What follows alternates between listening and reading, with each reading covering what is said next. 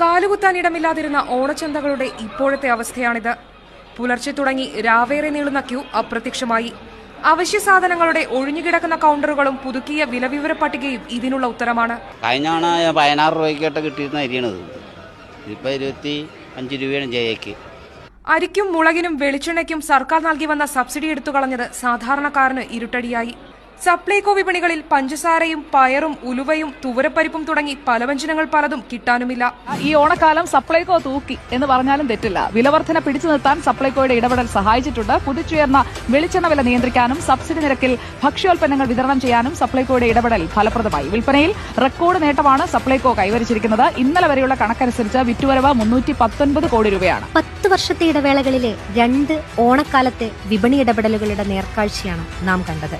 പൊതുവിപണിയിൽ ഇടപെടേണ്ട ഒരു സ്ഥാപനത്തെ 2 കാലയളവുകളിലെ സർക്കാരുകൾ എങ്ങനെ ഉപയോഗപ്പെടുത്തിയെന്നതിന്റെ തെളിവാണ് ഈ ദൃശ്യങ്ങൾ.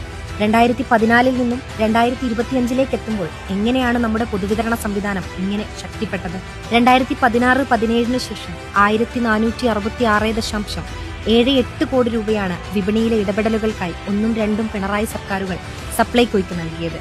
ഇക്കഴിഞ്ഞ ഓണക്കാലത്ത് 385 കോടി രൂപയുടെ വിൽപ്പനയാണ് സപ്ലൈകോ വഴി നടന്നത്. കേരളത്തിലെ 56.73 ലക്ഷം കാർഡുടമകളും സപ്ലൈകോയുടെ സേവനം കഴിഞ്ഞ ഓണക്കാലത്ത് ഉപയോഗപ്പെടുത്തി. ഇതൊരു ഓർമ്മപ്പെടുത്തലാണ്. വിലക്കയറ്റം എന്ന ഇല്ലാക്കഥ മെനയുന്നവർ കേരളം ഭരിച്ചിരുന്ന കാലത്തെ പൊതുവിതരണ രംഗം എങ്ങനെയായിരുന്നുവെന്ന ഓർമ്മപ്പെടുത്തൽ. ഓർമ്മകൾ നമുക്ക് ഓരോരുത്തർക്കും ഉണ്ടായിരിക്കണം. നമ്മുടെ പൊതുവിതരണ സംവിധാനങ്ങൾ ആ കാലത്തേക്ക് ഇനി തിരികെ പോകാൻ അനുവദിക്കരുത്.